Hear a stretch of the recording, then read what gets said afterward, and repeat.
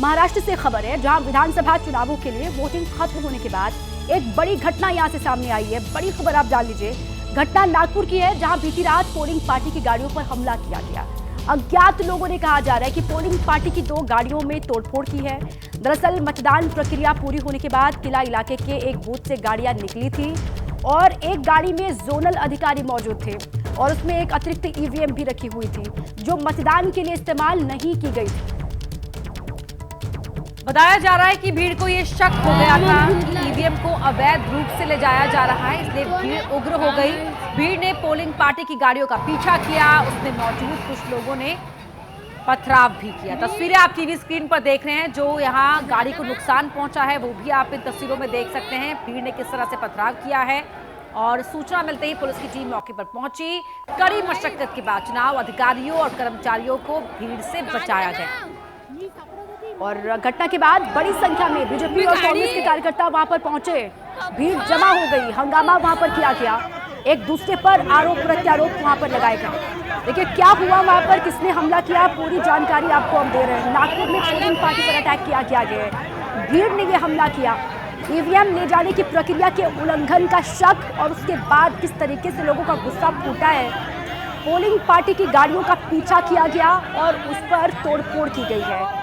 भीड़ को अवैध रूप से ईवीएम ले जाने का शक हुआ था, कहा जा रहा है। पुलिस की ओर से ये कहा गया और साथ ही गाड़ी में एक अतिरिक्त ईवीएम थी, मतदान में इस्तेमाल नहीं हुई थी ये ईवीएम। पुलिस की ओर से ये बात कही गई है, लेकिन लोगों को शक हुआ, जिसके बाद लोगों ने ये हमला किया। पोलिंग पार्टियों की जो गाड़ियां, उस पर अटैक किया गया। ये तस्वीर उसी की आपको हम दिखा रहे हैं। बड़ी संख्या में बीजेपी और कांग्रेस के कार्यकर्ता भी यहाँ पर पहुंचे। दोनों ही कार्यकर्ता भी आमने सामने आ गए और बहुत बड़ी संख्या में लोग यहाँ पर जो पहुंचे हैं, उन्होंने किस तरीके से पोलिंग पार्टी पर हमला किया वो तस्वीरें बयां कर रही हैं। किस तरीके से गाड़ियों में तोड़फोड़ की गई है, ये तस्वीर उसी की आप इस वक्त देख रहे हैं। तो पोलिंग पार्टी की टीम यहाँ पर जिस गाड़ी में बैठी थी उसमें एक एक्स्ट्रा ईवीएम रखी हुई थी और उस ईवीएम को देखकर लोगों को ये शक हुआ कि ये वो ईवीएम है जिसे वोटिंग के लिए इस्तेमाल किया गया है और उसे इलीगली अवैध तरीके से कहीं ले जाया जा रहा है। और इसी बात की सूचना ऐसे ही बाकी और लोगों को लगी। भीड़ और इकट्ठा होती चली गई, उग्र होती चली गई और पोलिंग टीम पर पथराव शुरू कर दिया। गाड़ियों को नुकसान पहुंचा है। जैसे ही पुलिस को खबर मिली, बड़ी मुश्किल से ये पोलिंग टीम को भीड़ के चंगुल से बाहर बचाया गया।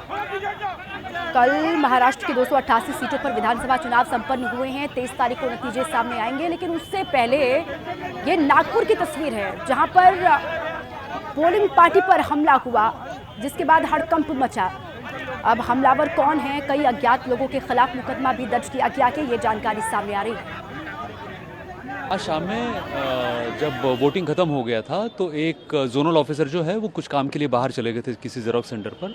उनके गाड़ी में जो स्पेयर ईवीएम था, कुछ लोगों को पता चला कि वही शायद G9 ईवीएम है जो पोलिंग में यूज़ किया था। तो इसीलिए फिर वो लोग वहाँ पर इंक्वायर करने के लिए उनके पीछे पड़ गए।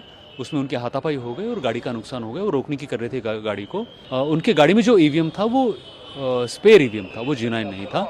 जो G9 ईवीएम थे वो सारे के सारे पोलिंग स्टेशन में थे।